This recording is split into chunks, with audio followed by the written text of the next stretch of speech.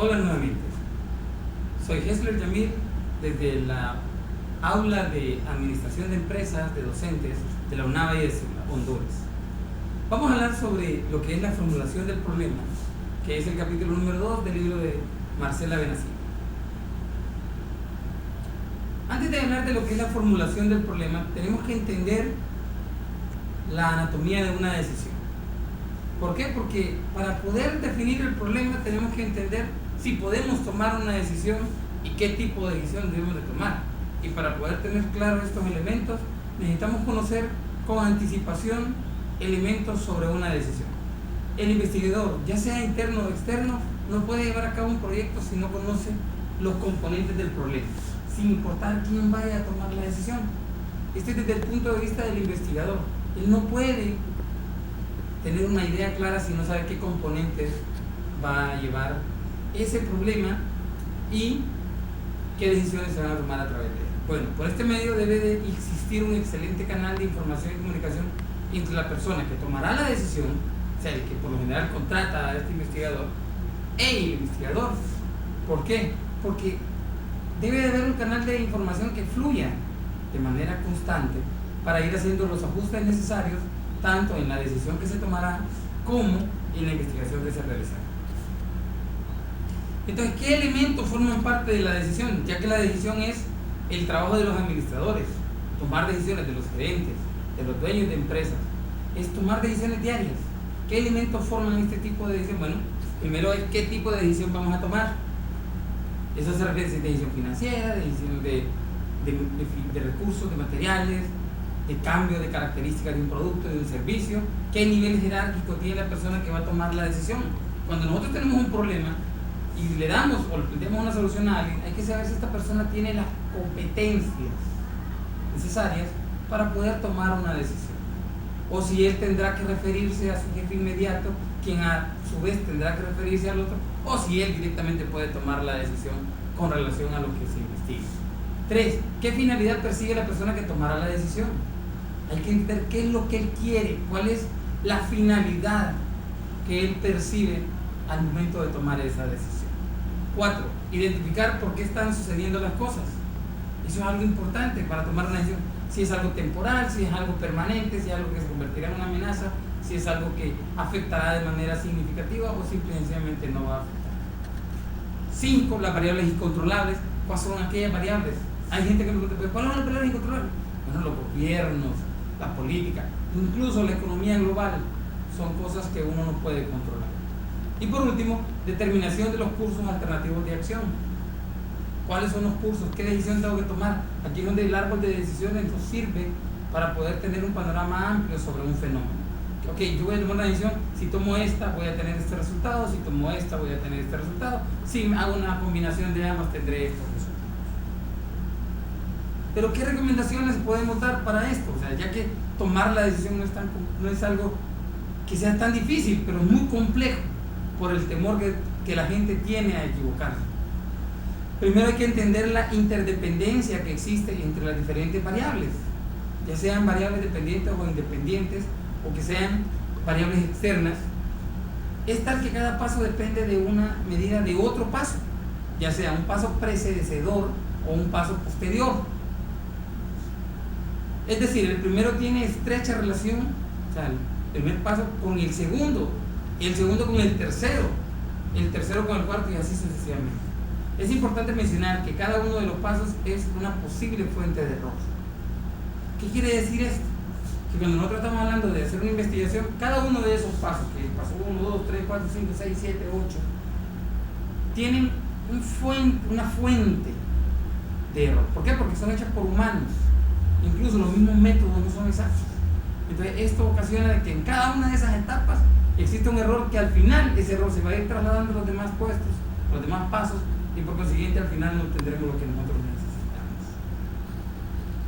Entonces, ¿qué pasos podemos seguir para diseñar una buena investigación? Bueno, primero es formular el problema, luego búsqueda de las fuentes de información. O sea, una vez nosotros formulamos el problema, o sea, lo tenemos claro, buscamos dónde vamos a obtener información con relación a ese problema que ya tenemos definido, luego que ya encontramos información secundaria, venimos y hacemos preparación de medios, o sea, cuestionarios.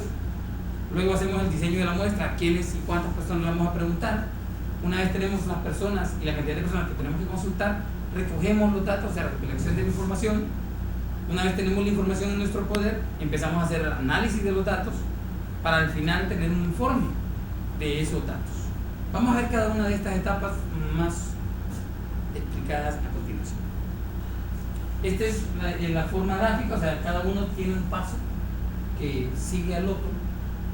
Por consiguiente, el paso tiene un paso antecedor: formulación del problema, búsqueda de fuentes de información, preparamos los medios, diseñamos la muestra, recogemos la información, analizamos los datos y redactamos el informe. ¿Cómo preparar una solicitud? Para esto, cuando nosotros tenemos en este paso previo, que ya tenemos todo el proceso que vamos a utilizar para poder definir nuestro diseño de investigación, ¿qué es la formulación del problema? Es definir claramente el problema. Es tener claro qué vamos a estudiar. Búsqueda de fuentes de información es ver si hay estudios similares, si ya tenemos en nuestra empresa un estudio previo de ese tema, si existen tesis en las universidades, monografías, si existen estudios por centros especializados en esto. Luego hacemos medios de recolección, ya sean encuestas en línea, encuestas personales, encuestas en grupo. Definimos a quiénes le vamos a preguntar y qué cantidad de personas vamos a usar para que sea representativo de la población. Recogemos la información, o sea, vamos al trabajo de campo, llegamos y empezamos a preguntar a las personas que tienen la información. Después de que tenemos esos datos, empezamos a recogerlos, los analizamos, los tablamos, y este proceso nos da la información que al final nos da el informe, que es donde están los hallazgos de este trabajo. Eso nos pasa.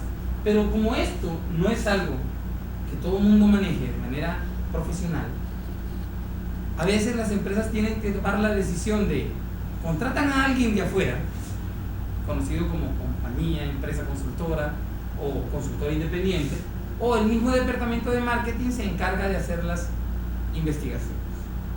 En empresas muy grandes, por lo general, contratan empresas con mayores experiencias, y en empresas pequeñas, a veces el mismo departamento de marketing o gerente de mercadeo o encargado de ventas se encarga de hacer sus estudios con gente adicional. Entonces, ¿qué debemos de saber para preparar una solicitud de investigación de mercados? La decisión de llevar a cabo investigación de mercados mediante un departamento propio o externo depende de los recursos que la organización tenga y del tipo de organización. A veces es mejor contratar a estas empresas porque tienen experiencia, tienen personal y son más fiables que los propios departamentos. Esta solicitud es un formato que tiene una serie de características que delinean las necesidades y requisitos que el estudio necesita que se realicen. Y se parte en dos aspectos. Uno es el diagnóstico de la situación, o sea, donde se explica brevemente qué es el problema que uno cree que existe.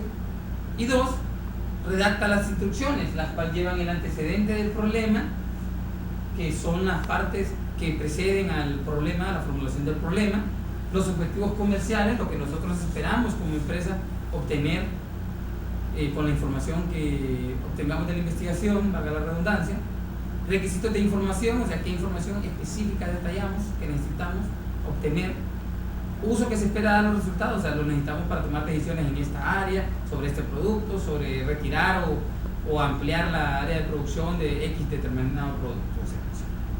Normas de acción, o sea, establecemos qué normas queremos que ellos acaten. Información útil y puntos críticos, queremos que hagan énfasis en esto, o sea, dentro del tema contesta la pregunta, ¿es esto? O queremos esto otro, y algunos puntos críticos. Enfoque de la investigación, o sea, qué enfoque, si lo queremos descriptivo, si lo queremos predictivo o lo queremos causal. Y por último, qué tipo de entregarlo, una presentación, por lo general un informe con la base de datos de la información que se obtiene. Y con esto nosotros se lo presentamos a las empresas para que ellas vengan y nos oferten sus servicios con toda esta información que nosotros damos. Por lo general esto se puede hacer en una licitación o se puede hacer mandando los requisitos a las empresas o profesionales independientes. Ahora vamos a estar desde el punto de vista de que nosotros somos la empresa consultora o somos el profesional independiente. ¿Qué elementos debe de llevar una propuesta de investigación de mercados? Claro, lo que acabamos de ver anterior fue desde el punto de vista de la empresa. La empresa, ¿qué requisitos le pide a una empresa o a un profesional independiente? Y le da las directrices para que ellos formulen esta propuesta. Las propuestas cambian dependiendo del tipo de empresa, pero casi todas por lo general deben de llevar una estructura muy similar a esta. Uno es la introducción, donde ellos hacen una introducción de la experiencia de la empresa, sobre proyectos similares y sobre las fortalezas de la institución. Y después se centran en lo que es el problema que ellos ya definieron. Luego la situación base, que es donde está detallado el problema, donde se explican los resultados que se van a obtener. Luego definición del problema y los objetivos de la investigación, o sea, la definición clara ya de la situación que se va a estudiar, los objetivos que se esperan obtener a través de la investigación, el diseño de la investigación, que conlleva desde los medios de recolección, los elementos muestrales, la muestra y toda la estructura del tipo de investigación que se va a realizar. Los informes, la periodicidad de los informes, el informe final, informes previos, se van dando algunos tipos de reportes de avances, etcétera, etcétera. Y por último, la parte que también es importante considerar, el costo y el tiempo. Cuánto le va a costar a la empresa y en cuánto tiempo se va a desarrollar. Este es un factor muy importante, porque entre mayor sea el costo, mayor sea el tiempo, más alto va a ser el costo. Eso es algo que está íntimamente ligado. Entre más tiempo, ¿por qué? Porque la empresa va a invertir más en más personal, en más tiempo, etcétera, etcétera. Entonces, podemos definir claramente que al momento de formular el problema es la etapa en que nosotros detallamos claramente qué es la situación que vamos a estudiar, cuál es el problema que vamos a determinar para poder generar a través de él los demás pasos que siguen el proceso de investigación. Importante mencionar que existen los dos roles, o sea, si lo hacemos con una empresa externa a la investigación o usamos nuestro departamento de marketing o de mercadeo. Si usamos esto, ya sabemos qué elementos debemos considerar al momento de enviar las directrices, y también conocemos los elementos que debemos de pedir o que debe de contener por lo menos la propuesta. Para mí ha sido un placer, nos veremos en próximas ediciones. Muchas gracias y que Dios lo bendiga.